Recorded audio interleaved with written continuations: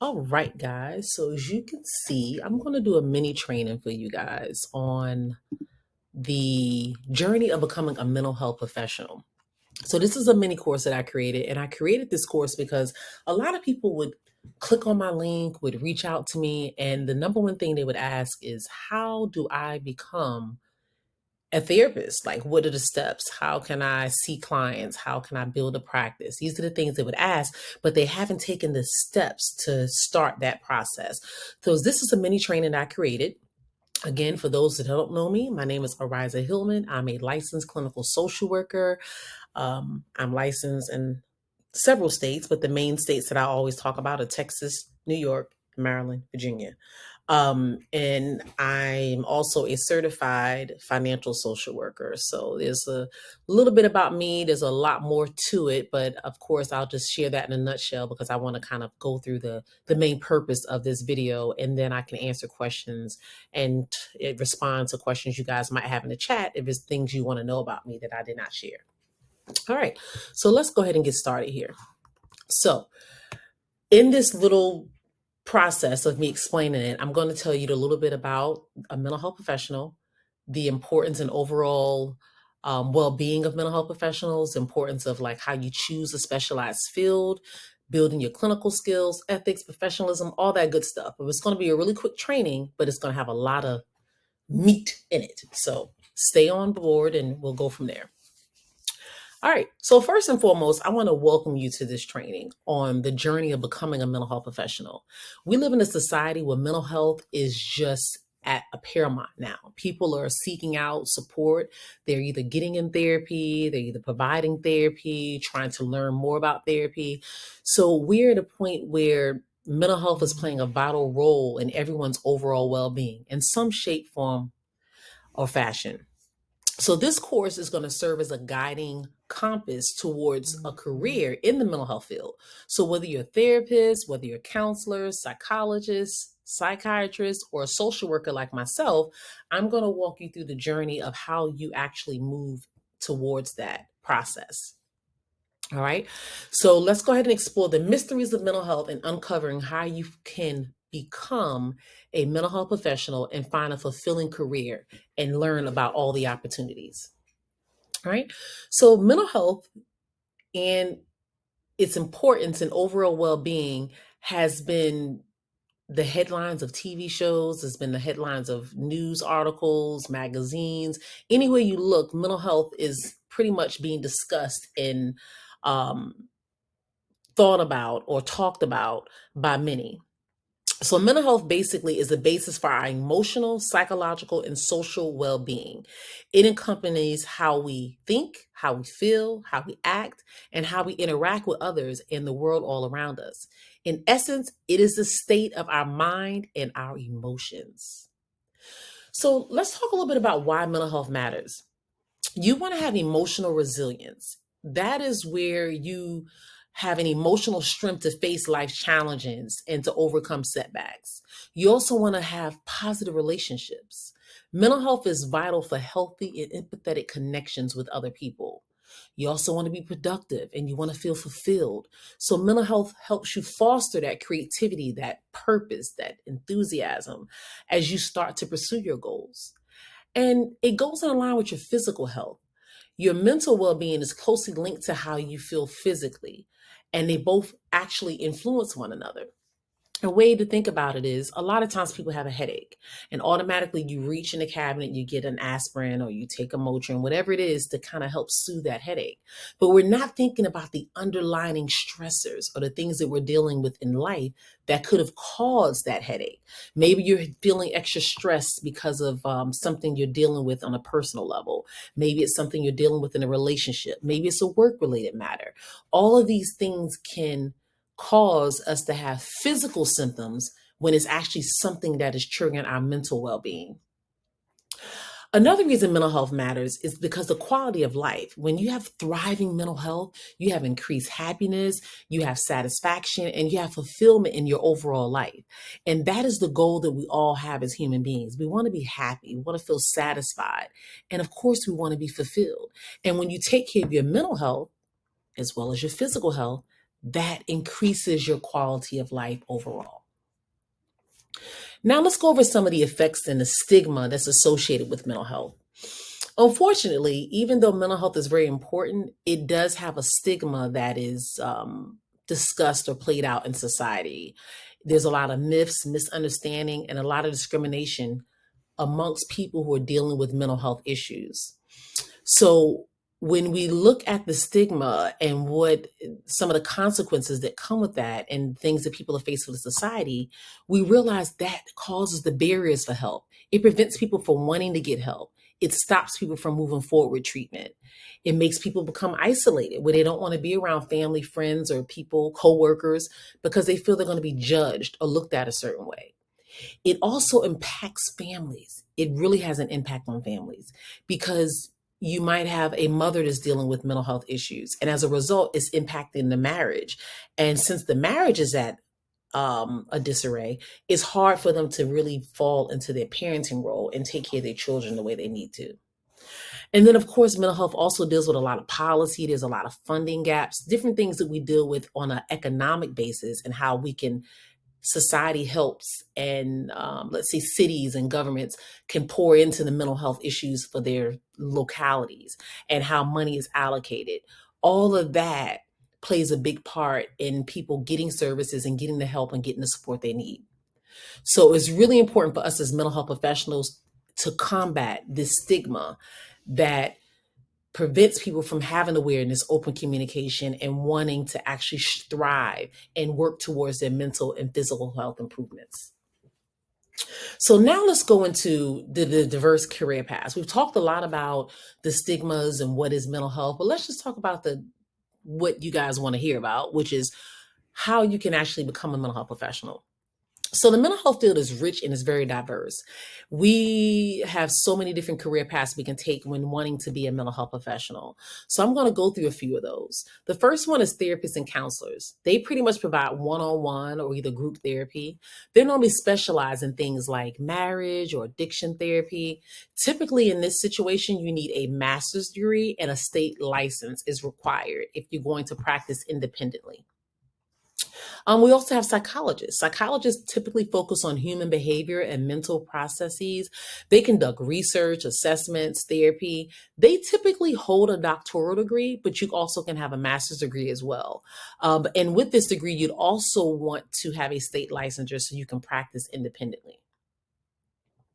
And then we have psychiatrists. Psychiatrists are medical doctors. However, they can diagnose, treat, and work with the prevention of mental health. And they are typically known for prescribing psychotropic medications. Basically, when you hear someone saying they need med management or they're taking psychotropics or psychiatric medications, they are being prescribed that medication through their psychiatrist. So you have your primary care physician and your doctor that you see when you're dealing with physical ailments. But when you're dealing with mental ailments, the doctor you typically see is a psychiatrist. And that is the person that is licensed. They've completed medical school. They've done a psychiatric residency or psychiatry residency, and they also have a state license. All right. And then the last one, social workers, that's myself. We support individuals and communities facing mental health challenges. We address a lot of the social and environmental aspects as it pertains to those individuals that are seeking support with social workers. The qualifications, you can have a master's degree or a bachelor's degree. If you have a bachelor's degree, you won't be able to practice independently and you won't be able to work towards your licensure.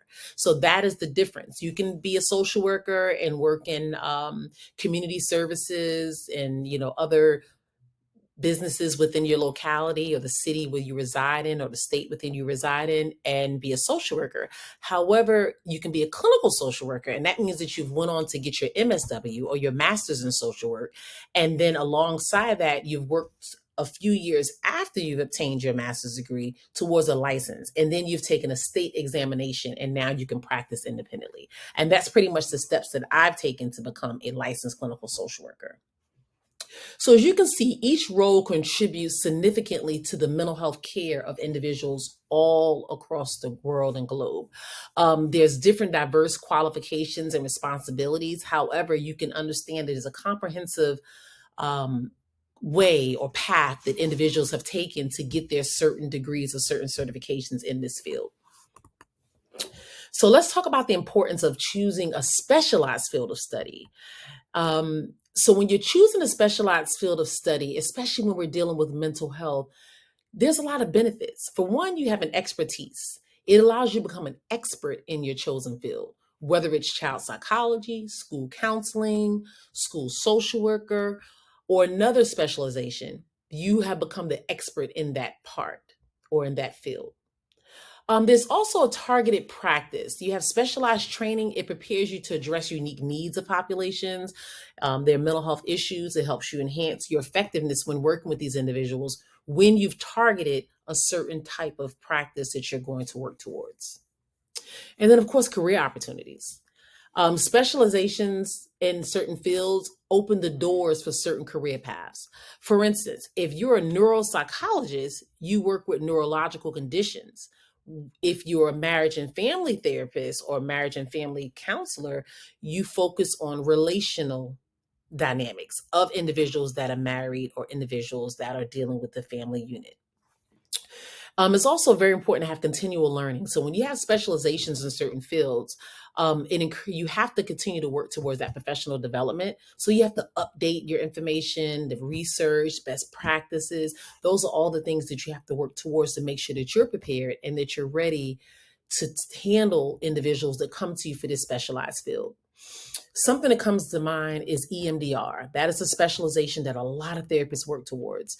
It really focuses on individuals that are dealing with severe or just a background or a situation where it's really traumatic and they're dealing with trauma. They normally would see a therapist that specializes in trauma-based services. So EMDR is a form of that. They can also seek someone that's a traumatologist or someone that's a certified trauma therapist. So there's so many different paths, but as you can see, that individual has a expertise in trauma and they have taken the necessary courses, classes, and as we call them, CEUs, which are certified educational units or certified educational credits, where you take so you can stay abreast and be more knowledgeable in your field.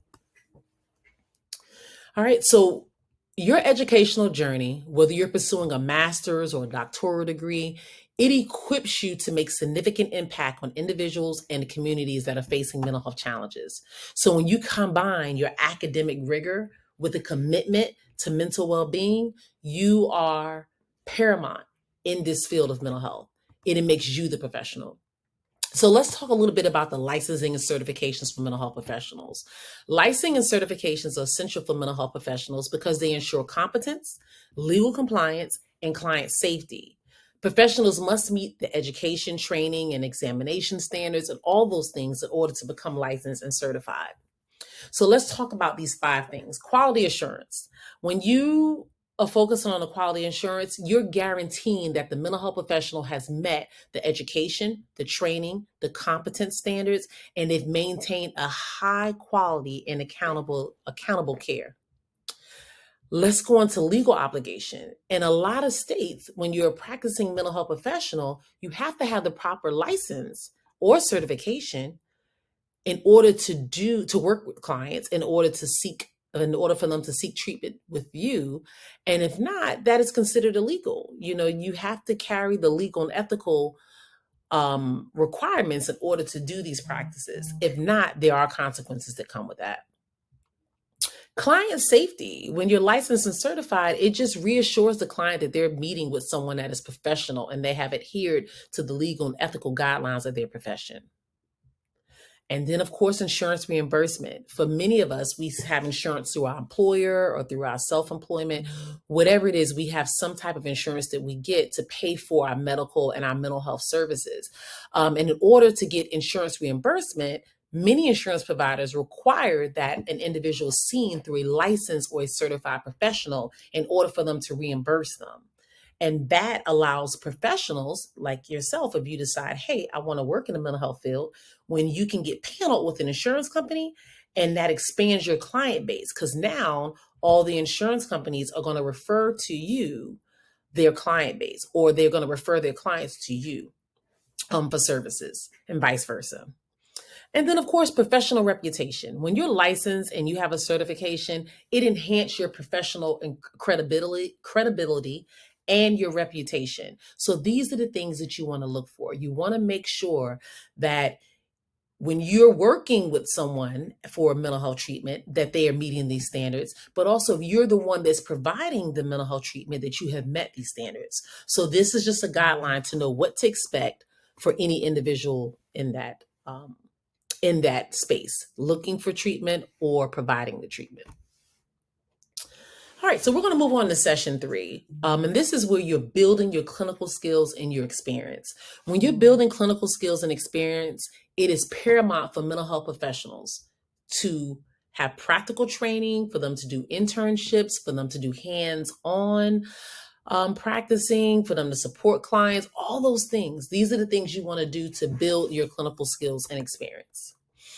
So let's dig a little bit deeper into the role of internships and practicums.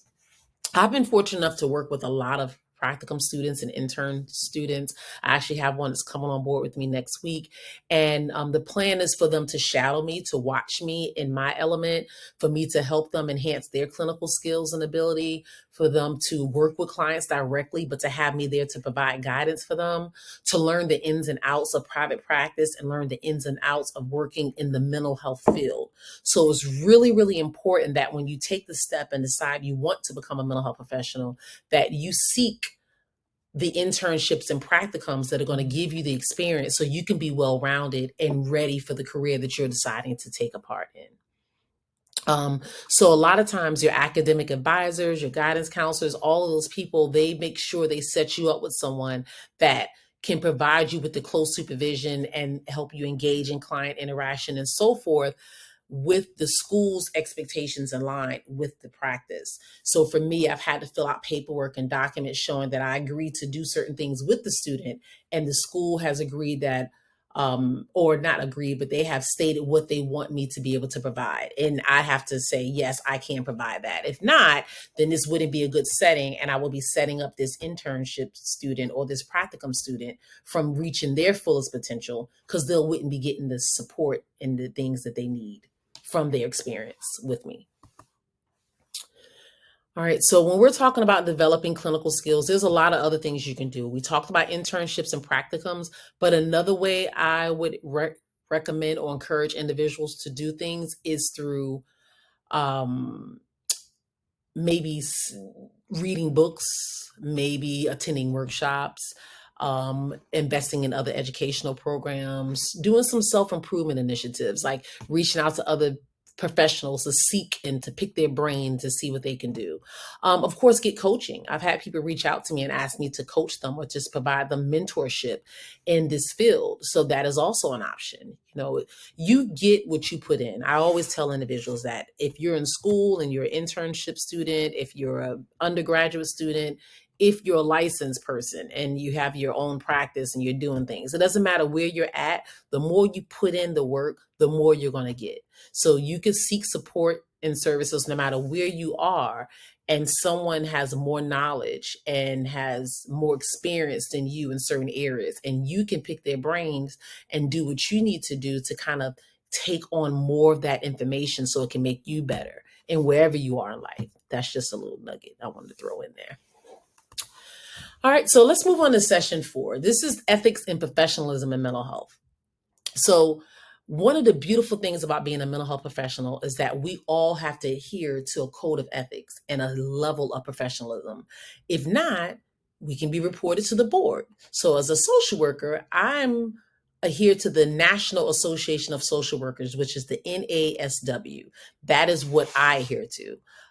They're professional counselors. They have the APA.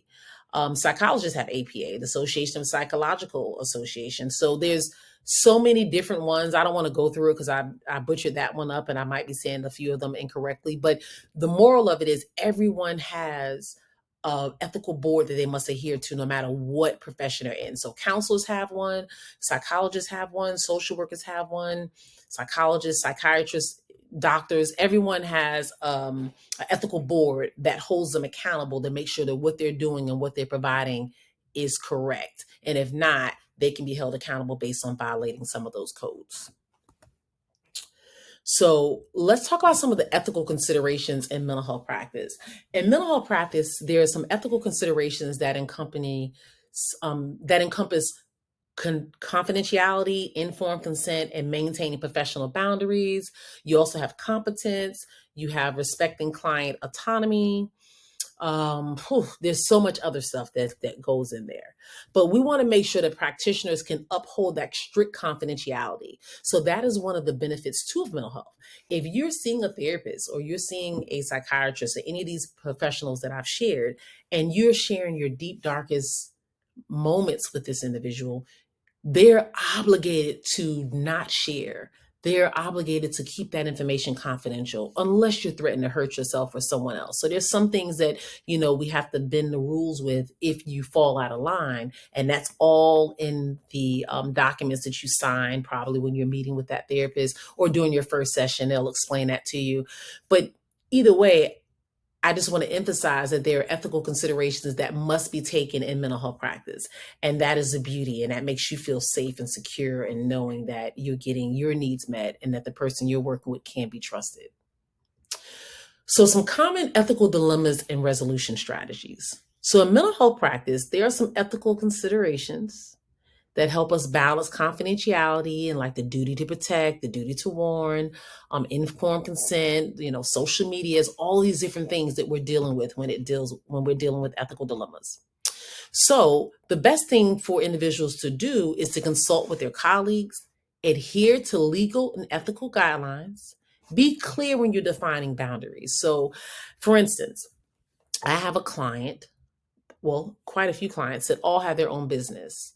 So I might have one that has a restaurant. I might have one that does some plumbing work. I might have one that does hair, one that does nails. So there's so many different things that they might do, but there's boundaries there. So although I want to support them and I want to encourage them to do well in their endeavors, I won't let my client do my hair, or I won't allow my client to come to my home and do plumbing.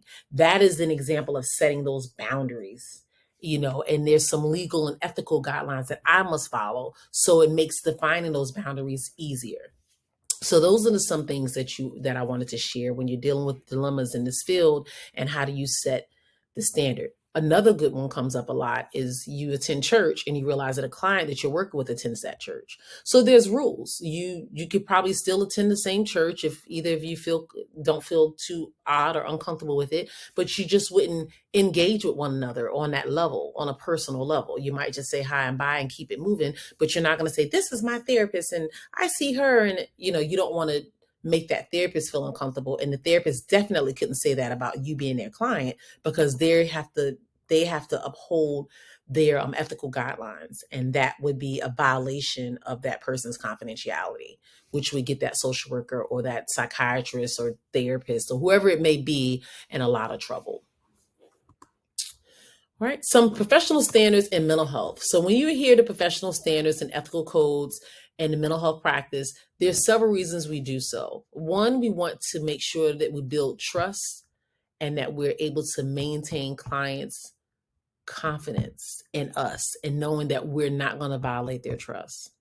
Secondly, it guarantees that the professionals provide high quality, evidence-based, and effective and ethical treatment. We want to make sure that we're doing the best. And then it also holds practitioners or these mental health professionals accountable for their actions. So these are the benefits of having professional standards in the mental health practice. Some resources that I want to share for staying informed about involving ethical dilemmas is the professional associations, as I shared, the American Psychological Association, the National Association of Social Work, so forth. You can take some continuing education courses, like some workshops, some seminars, attend some webinars. Supervision and consultation, that's super important. You want to stay abreast in your field and your knowledge, and you want to be able to provide that to individuals around you. And then, of course, there's ethical books, journals, all those types of things that make sure that you understand the integrity and the requirements, the ethical guidelines of individuals that are providing these services and individuals that are receiving these services. So Hope this training was helpful, and I hope you learned something about being a mental health professional or becoming one. So, in order to stay consistent in your own journey, growing and celebrate your success, remember consistency is the key. I'm Arisza Hillman with Coaching the Elite, and I'm here to meet all your needs. If you have any questions, or you need any support or any guidance, please don't hesitate to reach out to me. And so now we're going to talk about session 5. This is navigating career options and opportunities. So their career prospects in mental health, as we shared a lot of them throughout this session, but I just wanted to make sure that you kind of had a better understanding of it and learn that there's so many different things you can do in the mental health profession. So, of course, you can be in administrative roles, you can be in advocacy, you can teach, you can do research, you can have your own clinical practice. There's a million things that you can do. You can work with the geriatric population, you can work with the adolescents population, you can work with those with domestic violence, those in substance abuse. There's so many different avenues and positions you can take. But I want you to understand that there are a lot of options out there.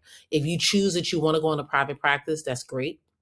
That's one of my specialties, but you can also do nonprofit. You can work in community centers. You can work in government positions, administrative role. You can do some consulting. You can work in research and do academia where you're a professor. There's limitless opportunities when it comes to being in the mental health field. And there are a lot of diverse, but also fulfilling career paths. And what I love about it is that we all make a difference. So, now that you've went along with me and embarked upon this journey to explore the path to becoming a mental health professional, I hope you have a better understanding of the educational requirements, the skills, the ethical responsibilities, the different career prospects, and just an overall knowledge base of what mental health professionals do and how they better the world. So as you continue your journey, whether you are a mental health professional or whether you're seeking to become a mental health professional, please make sure you educate yourself. Make sure you stay in line with your core values and your beliefs. Make sure that you're staying and doing what's required of you ethically. And you will be the best therapist, counselor, psychologist, social worker, or any profession you decide to embark upon. You will be the best at it as long as you stick to what you know and you do what's required of you to be the absolute best. This mini course is just the beginning of what I want to show you when it comes to the world of mental health. So I encourage you to continue to seek mentorship, further your education, have as much hands-on experience as you possibly can. Your dedication to this field will undoubtedly, positively impact the lives of so many people. Again, I'm Arisza with Coaching the Elite, and I look forward to working with you personally or working with you in a group or just you supporting me in my videos. You have an amazing day. Stay blessed.